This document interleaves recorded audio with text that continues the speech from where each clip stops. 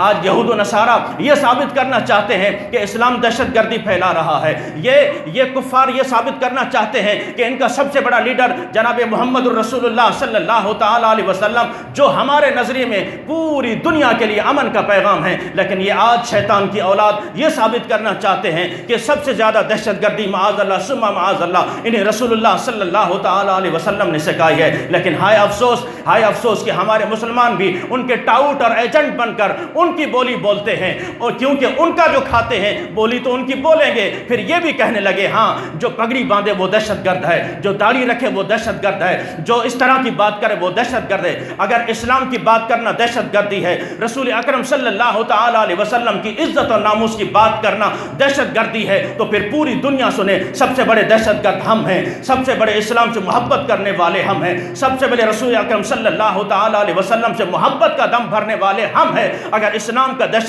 اس کا نام دہشت گردی ہے، اس کا نام شدت پسندی ہے، تو سب سے بڑے شدت پسند ہم ہیں اور ہم رہیں گے تا قیامت، اس لیے کہ ہمیں اپنی عزت درکار نہیں ہے، ہمیں اپنا وقار درکار نہیں ہے۔ اگر ہمیں وقار چاہیے تو اسلام کا چاہیے اور بانی اسلام کا وقار چاہیے۔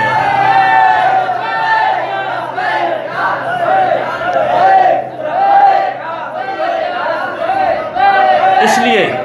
میرے ساتھیوں آج ضرورت اس عمل کی ہے، وہ 313 اگر 1000 سے ٹکر لے سکتے ہیں تو آج کروڑوں اسلام ماننے والے اسلام میں داخل لوگ کیوں خاموش ہیں کہ جب نہتے فلسطینیوں پر ظلم ڈھایا جاتا ہے، جب بیت المقدس پر گولے برسائے جاتے ہیں، جب مساجد پر اتنی بے حرمتی کی جاتی ہے، اس لیے کہ ہم نے شاید یہ سمجھا کہ اسلام نے صرف امن کا درس دیا ہے، تو پھر آؤ میرے آقا نے تمام صحابہ کو جمع کیا، یہ سارے مظالم ڈھانے کے بعد، اس کے باوجود جب مکہ المکرمہ سے آپ نے ہجرت کی مدینہ طیبہ آ گئے، شاید مظالم کم ہو جائیں لیکن وہ باز پھر بھی نہیں آئے، یہاں پھر آپ کو تکلیفیں دی جانے لگی، تو پھر آخر انہوں نے بھی ایک لشکر تیار کیا، یہاں میرے آقا نے اپنا ایک لشکر تیار کیا، اپنے صحابہ کو بٹھایا، فرمایا صحابہ وہ تیار ہو کے آ رہے ہیں، بتاؤ تم کیا چاہتے ہو؟ اس لیے تعداد میں بھی تھوڑے تھے، اسلحہ بھی نہیں تھا، فرمایا تم کیا چاہتے ہو؟ جناب صدیق اکبر رضی اللہ تعالیٰ عنہ کھڑے جاتے ہیں، عمر فاروق کھڑے ہو جاتے ہیں، عثمان غنی کھڑے ہو جاتے ہیں، حضرت علی شیر خدا کھڑے ہو جاتے ہیں، یا رسول اللہ ہماری جان حاضر، ہمارا مال حاضر، ہماری اولاد حاضر، ہمارا سب کچھ آپ پر قربان۔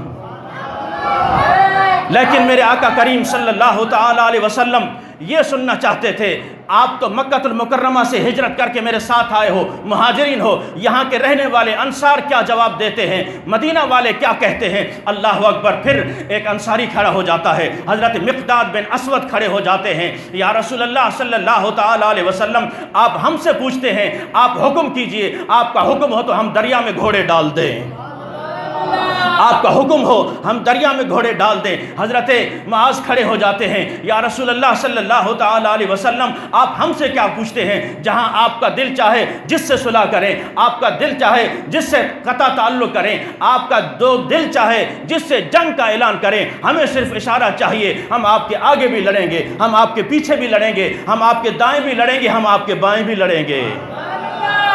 اس لیے کہ ہمارا سب کچھ آپ پر قربان ہے، ہماری جانیں حاضر ہیں۔ یہ تھے صحابہ کرام، آج ان کی شان میں بھی بکواس کی جاتی ہے، آج ان کی شان میں بھی انگلیاں اٹھائی جاتی ہیں۔ جب اسلام کا نام لینے والا کوئی نہیں تھا، جب اسلام پر قربانی دینے والا کوئی نہیں تھا، رسول اکرم صلی اللہ تعالی علیہ وسلم کے ساتھ کھڑے ہونے والے یہی جانثار صحابہ کرام تھے، آپ کی عزت پر مر مٹنے والے یہی جانثار صحابہ کرام تھے، آپ پر قربان ہونے والے، اسلام کے لیے اپنی جانیں لوٹانے والے یہی صحابہ کرام تھے۔ اس لیے میرے ساتھیوں آج اس پرفتن دور میں ان نفوس قدسیہ کو بھی نہیں چھوڑا گیا، نہ شان اہل بیت کو چھوڑا جاتا ہے، نہ صحابہ کی شان کو چھوڑا جاتا ہے، نہ رسول اللہ کی شان کو چھوڑا جاتا ہے۔ تو پھر بتائیے ہم کس مرض کی دوا ہیں؟ کلمہ پڑھ کر اگر اپنے آپ کو مسلمان کہنے کے بعد اگر ہماری ماں باپ کو کوئی گالی دے ہماری غیرت گوارا نہیں کرتی، ہماری قوم کو کوئی گالی دے ہماری غیرت گوارا نہیں کرتی، لیکن ہم برداشت کر لاتے ہیں جب اسلام پر کوئی بکواس کرتا ہے، ہم برداشت کر لیتے ہیں جب رسول اللہ پر کوئی بکواس کرتا ہے، ہم برداشت کر لیتے ہیں جب سیدہ سیدہ کائنات پر کوئی بکواس کرتا ہے،